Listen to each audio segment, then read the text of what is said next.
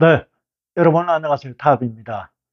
자, 지금 대한민국 국가대표팀의 하극상 이 문제에 대해서 많은 언론들뿐만 아니라 해외 언론들 또 많은 관심과 함께 걱정을 많이 합니다.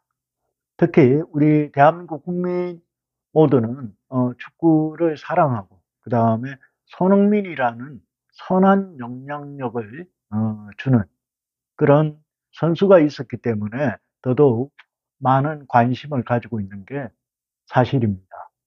그리고 손흥민 선수가 부친을 통해서 배웠던 그 인성 때문에 더더욱 영국 프리미어 리그에서도 엄청나게 영향력이 있는 선수로 인정을 받고 있습니다. 물론 축구를 잘하는 게 기본입니다. 제일 먼저 축구 선수가 축구를 제일 잘하는 게 그거는 뭐 기본 아니겠습니까? 자, 그런데 상품의 가치성은 볼도 잘 차는데 사람이 예의도 바르고 도덕성도 있고 지금은 팀의 리더, 캡틴으로 주장으로서 팀을 잘 융화시키고 만들어가고 선후배, 위아래, 뭐 외국 특히 뭐 유럽은 그런 나이의 어떤 개념이 한국의 선후배들하고는 좀 다르긴 해도요. 그래도 다 암암리에 운동을 하는 그런 체계는 비슷하다는 거예요. 그리고 서로가 서로를 존중하고 이런 게 오히려 더 강하면 강하지 덜하지는 않은 그런 상황이 프로 리그, 뭐 저기 영국, 프랑스, 독일, 뭐 스페인, 이탈리아 등등 많은 그 리그에서도 그거에 어떻게 보면 불문율이 이제는 팀들 자체에서도 어떤 선한 영향력이 없고 정말 이 말썽을 피우고 이런 선수들은 거의 방출이 되고 서로 이렇게 스카우트 아예 제외를 시키는 그런 부분들까지 생겨나고 있습니다. 이건 아마 동서양을 떠나서 공통된 그런 사항이지 않을까 하는 생각을 합니다. 자, 이런 문제가 지금 터지고 대한축구협회가 이런 하극상을 발빠르게 대응을 해서 정리를 빨리 해야 함에도 불구하고 클린스만 감독만 경질을 하고 계속 뒤에서 일어나는 자범들이 정말 국민들에게 실망을 안겨주고 있습니다. 특히 이번 사건은 외신을 통해서 먼저 이렇게 알려졌던 이런 상황이에요. 제가 알기로는 아마 손흥민 선수는 그 팀 내부적인 그런 부분을 아직도 본인이 얘기를 하지 않고 있습니다. 그렇듯 안에 본인만 참고 좀 이렇게 정리를 하고 싶었던 마음이 더 컸던 것 같아요.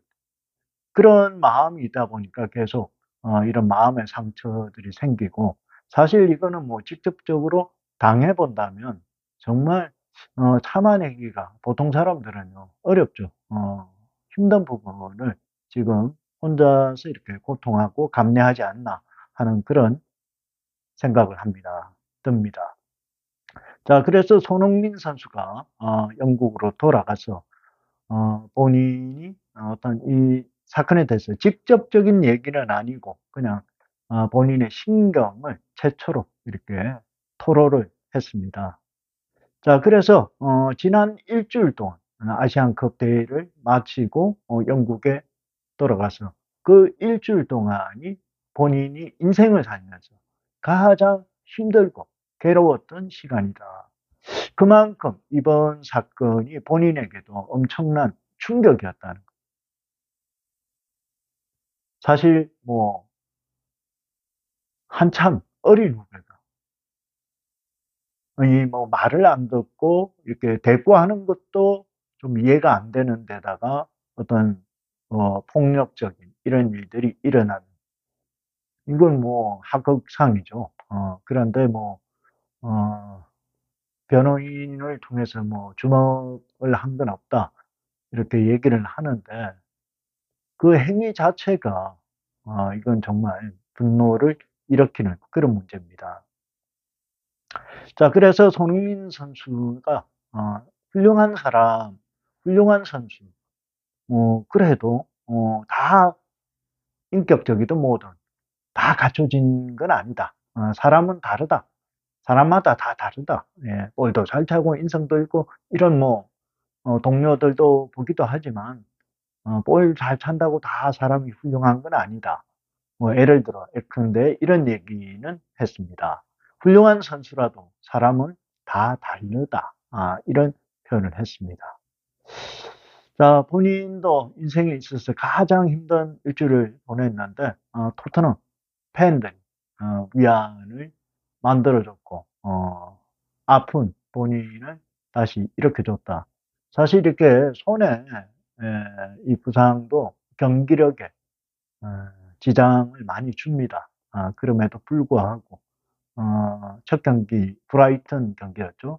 후반에 교체 멤버로 들어가서 결승골을 어시스트 하는 건 아마 손흥민 선수였기 때문에 가능했던 그 센터링이 되지 않았나 하는 생각을 합니다. 자, 그래서 여러모로 지금 이강인 선수의 인성의 문제에 대해서 많은 사람들이 좀 좋지 않은 시선으로 보고 있습니다. 자, 그런데 여기에 서울시 교육감이라는 조희견이라는 사람이 오히려 손흥민에게 갈등을 푸는 모범을 보였으면 좋겠다. 한 발짝씩 뭐 물러나서 양보해. 그래서 이거는 뭐 평화, 화해 이런 거 자꾸 얘기하면서 누가 보면 아주 아주 본인이 하는 얘기는 뭐 선비 같죠. 이해가 안 되는 이런 방식을 교육자들이 지금 왜 이 시점에서 조희연이라는 사람이 왜 튀어나오는지 모르겠습니다. 이게 외국에서 자랐던 그런 문제도 있겠지만 대한민국의 교육 자체가 어마어마하게 잘못되어 있다는 거. 충효잖아요. 충효. 첫째, 나라에 충성을 하고 부모의 효도하고 그게 기본이에요. 이런 부분들이 기본이 애절이 도덕이 무너지니 아마 이런 사태를 근본적으로 얘기하는 건 교육자들이 앞장서서 올바른 가치관을 심어야 돼요. 물론 어린 친구가 실수했다 해서 비난하고 그 사람을 매장을 시키자 이런 게 아니에요. 근데 이런 징조가 조희연이 본인이 얘기하잖아. 본인은 축구에 대해서 잘 모르면 얘기를 하면 안 되는 거예요. 잘 모르면서 왜 어설프게, 왜 이강인을 감싸죠? 뭐 또 무슨 연관이 있어요? 네? 잘못을 했으면 애기가 아니에요, 애기가. 나이가 23인데 무슨 애기 다루듯이. 누가 누구를 갖다가 위해주고 화해를 해야 된다고? 애기입니까? 23이? 언제부터 이 사람들은 자기 편에 좀 뭐 이유가 있는 사람들에게는 관대해요. 아주 어마어마하게 관대하는. 저 반대편에 있는 사람들에게는 이 사람들은 어떠한 행위를 했어요? 모든 걸 사물을 바라다 보는 게 이 교육자라는 사람이 서울시 교육감이라는 사람이 문제의 핵심을 보지도 않고 나는 축구 잘 모르는데 그냥 손흥민이가 관대하게 안아줘야 되는 거 아니냐. 아예 모르면 말을 하지 말아요. 다시 얘기하지만 이 징조가 이번 사건 한 번으로 있었던 게 아니라는 게 더 중요한 거예요. 18세 청소년 주니어 팀부터 이렇게 올라오면서 한 5년 전부터 계속 반복된 그런 부분. 해외 발렌시아 팀, 마요르카 팀, 스페인 팀에서도 지금 외신을 통해서 나왔던 얘기들이 다 쌓이고 뭔가가 있었다는 거 아니에요. 그럼 그런 부분을 잘 찾아보고 체크해보고 정말 왜 이런 사태가 일어나고 앞으로의 정말 현재의 문제가 여기서 끝나느냐 아니면 앞으로의 우리 대한축구협회 대표팀이 어떠한 발전을 가져가야 될지 깊게 생각을 하고 얘기를 해야 되는 거예요. 그래서 저도 조심스럽게 오늘 이 방송을 찍게 되는 거예요. 자, 그래서 한 발짝씩 양보하는 그런 문제가 아니라는 거죠. 왜 이렇게 요즘 범죄들, 뭐 촉탁 소년 범죄들도 많지 않습니까? 범죄. 그런데 그게 계속 반복되는 거예요.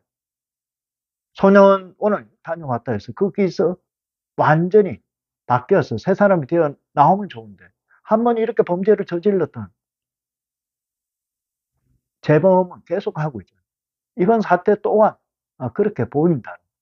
그런데 그런 정언들이 선배들의 정언들이 계속 나오고 있잖아요. 선을 넘었다, 오버한다, 선배한테 막말한다, 욕을 한다. 그런 뭐 증거들이 나오는데 조희연 씨는 그런 걸 좀 찾아보고 좀 더 생각을 하고 얘기를 하기 바랍니다. 축구에 대해서 잘 모르는 제가 감히 축구 대표단 얘기를 하는 것은 학교에 대한 고민을 나누기 위해서라며 갈등에 대한 태도와 해법 측면에서 생각해 볼 기회다.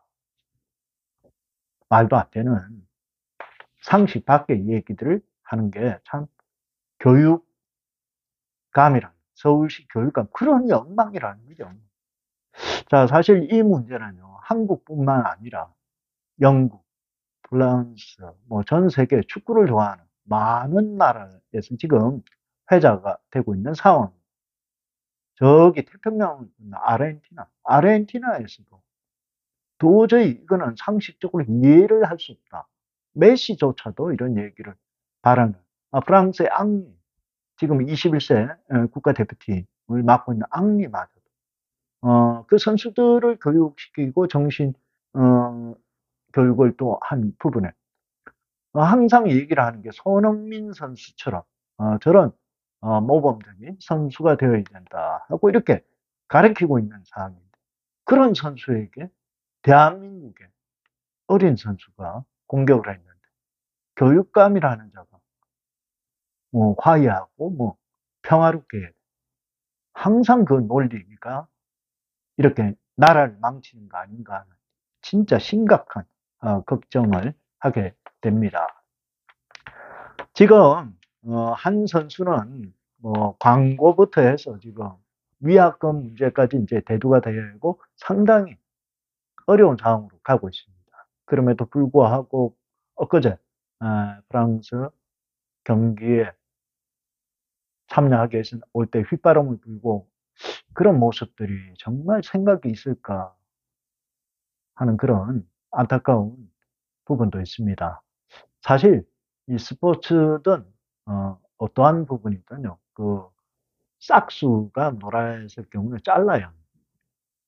요즘 보니까 조희연 뭐 교육감 얘기 나오기 전에 보니까 홍준표 대구시장이 계속 질타를 가하는데 여러 가지 그 홍준표 대구시장이 하는 얘기 중에 보니까 이번에 보니까 또 이강인 그 부모들이 가족회사, 가족회사를 또 이렇게 만들어서 그런 소식까지 이렇게 듣고 나니까 신망 정도가 아니고 이거는 문제의 근원이 좀 정리가 되어야 되지 않을까 하는 그런 생각을 합니다.